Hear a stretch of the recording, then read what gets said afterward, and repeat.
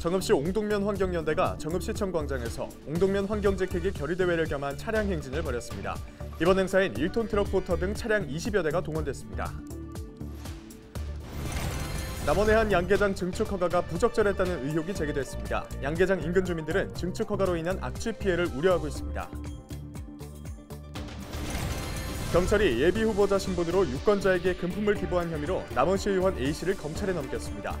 A 의원은 지난 지방선거 과정에서 지역 내 한 경로당에 수십만 원 상당의 평상을 기부한 혐의를 받습니다.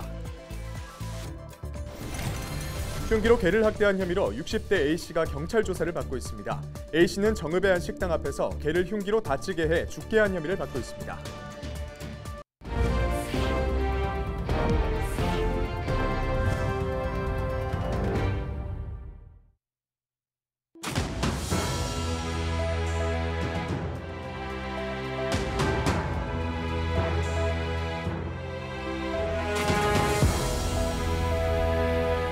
여러분 안녕하십니까? 헬로티비 전북뉴스입니다. 남원시는 지역 내 무허가 축사가 특히 많은 지역입니다. 시설이 낡고 오래되다 보니 냄새도 심하고 주민들의 민원도 끊이지 않고 있는데요. 네, 이런 문제를 해결하기 위해 남원시는 지난 2013년부터 오래된 축사와 닭장을 현대화 시설로 개선하는 사업을 진행 중인데요. 하지만 인근 주민들은 명확한 사유 없이 오히려 사육 규모가 늘었다며 불만을 제기하고 있습니다.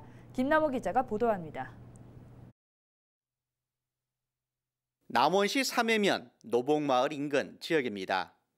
지난해 말부터 이 마을 인근에 위치한 축산농가에서 시설 개선 작업이 한창입니다. 기존에 무허가로 운영하다 지난 2020년 적법화 신청이 완료됐던 비닐하우스 14동을 헐고 현대화된 양계사 건물을 올릴 계획입니다. 올해 말 완공을 앞두고 있는 가운데 기존의 3만 마리 수준이던 오리 사육 규모도 완공 이후에는 닭으로 바뀌어 더 늘어날 전망입니다. 실제 축사 규모도 기존 7천여 제곱미터 규모에서 12,000여 제곱미터 규모로 5,000 제곱미터가량 늘었습니다.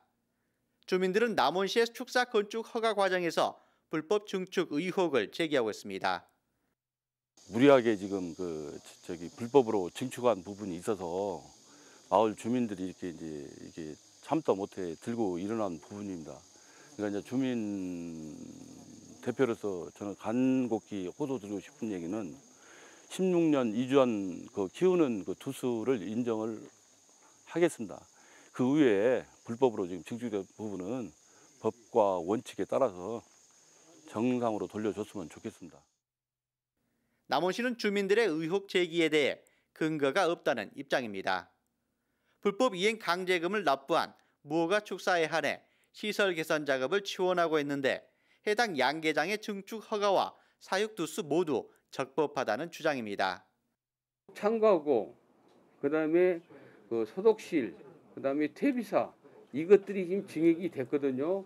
그 부분에 대해서는 가축 분뇨 배출 시설을 거리 제한을 안 받습니다. 공장 활용도 면에서 이제 두 개를 합병을 하신 것 같은데 저희가 이제 거기에 대한 위법 사항은 절대 없습니다.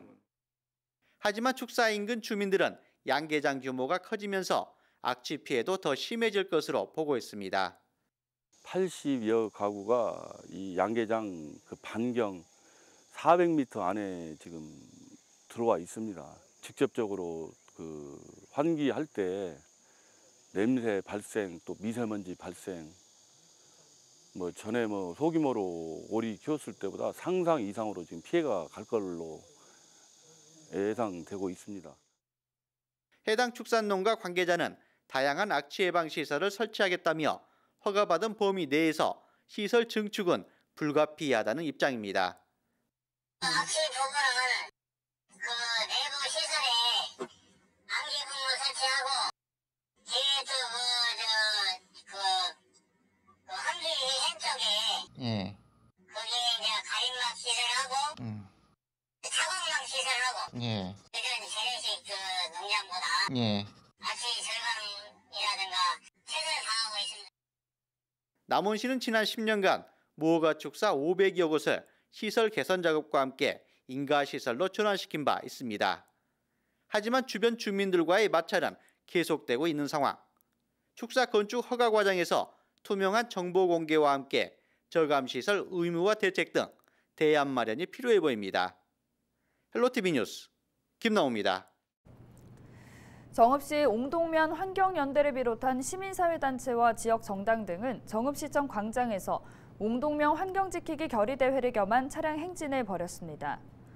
이번 행사에는 1톤 트럭부터 등 차량 20여 대가 동원됐습니다. 참여단체들은 옹동면 안팎의 석산 난개발과 폐기물 재활용 업체에서 풍기는 악취로 환경 피해와 건강권 등을 위협받고 있다고 주장했습니다.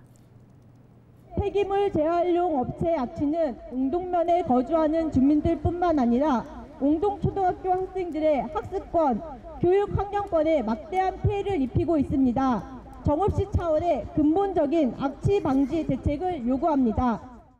그러면서 정읍시와 시의회에 환경정책위원회 설치와 석산개발산지 휴식연제 도입과 같은 대안을 받아들여달라고 호소했습니다. 남원경찰서는 예비 후보자 신분으로 유권자에게 금품을 기부한 혐의로 남원시의회 A 의원을 송치했습니다. A 의원은 제8회 전국 동시지방선거 예비 후보자 신분이던 지난 5월 남원시의 한 여성 경로당에 수십만 원 상당의 평상을 기부한 혐의를 받고 있습니다.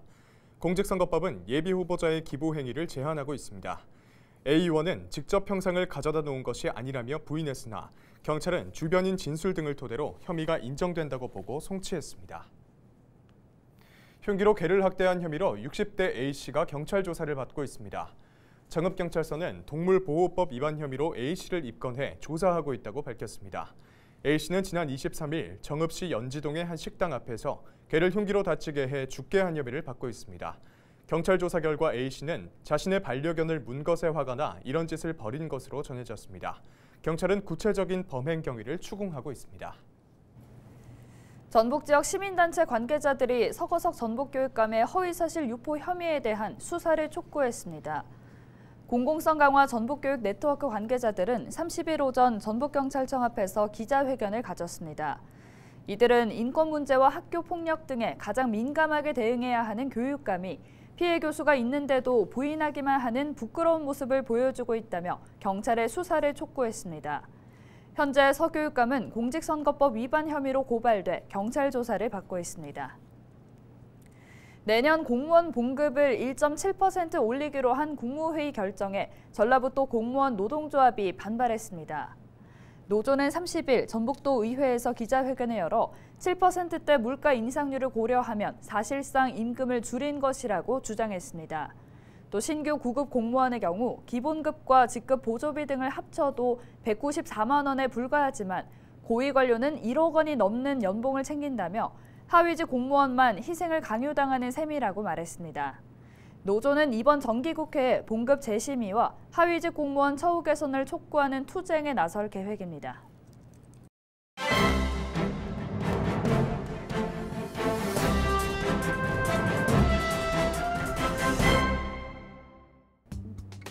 신문브리핑 전북 도민일보 기사입니다. 더불어민주당 8.28 전당대회 이후 호남 위기론이 더욱 확대될 전망인데요. 이재명 당대표를 비롯한 5명의 최고위원 모두 수도권 출신이며 이번에 당선된 고민정, 장경태 최고위원은 초선으로 국회 제1당 지도부에 입성했습니다. 민주당 전당대회 이후 전북 위기론과 함께 정치권 책임론이 동시에 작동할 것으로 보입니다. 전북 정치권 관계자는 전당대회 결과를 언급하며 전북 등 호남은 민주당 주류가 아닌 변방임을 다시 한번 확인시켜줬다고 말했습니다. 또한 무엇보다 이 같은 현실이 고착화될 것 같아 걱정이라고 했는데요. 21대 국회 출범 후 민주당 전당대회에서 이 호남 정치권은 후보 단일화 등 3번에 걸쳐 도전했지만 모두 실패한 바 있죠. 농촌 지역 인구 감소에 따라 국회의원 지역구 부족과 전북 등 호남 정치권 중앙에서 존재감 상실이 호남 위기론을 불러온 이유로 설명되고 있는데요. 민주당 신영대 의원은 방송을 통해서 최고위원 5분이 당선됐는데 비수도권 지역, 특히 호남 후보는 당선이 안 돼 아쉬움이 남는다고 밝힌 바 있습니다. 신 의원은 이 같은 언급을 하면서 21대 국회 출범 후 더욱 과속화되는 민주당 내 호남 위기론을 애둘러 표현한 것인데요. 국회의원 선거구 조정과 함께 차기 총선 후보 공천 등 주요 정치 일정에서 전북 등 호남 배제가 현실로 다가올 수 있다는 것이 정치권 내 중론입니다. 지금까지 신문브리핑이었습니다.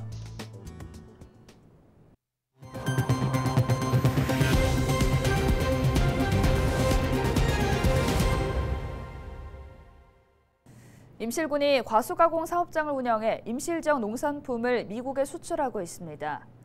임실군은 최근 임실 과수가공 사업장에서 신민군수와 농업인 대표 등이 참석한 가운데 임실 농식품 미국 수출 상차식을 가졌습니다. 이번 수출은 임실군과 과수가공 사업장을 위탁받아 운영하는 임실 따담 영농조합 법인의 해외 시장 진출을 위한 노력으로 이루어졌습니다. 수출 활성화를 통해 농식품 소비를 촉진해 농가 소득 증대에 도움이 될 수 있도록 적극 지원하겠습니다.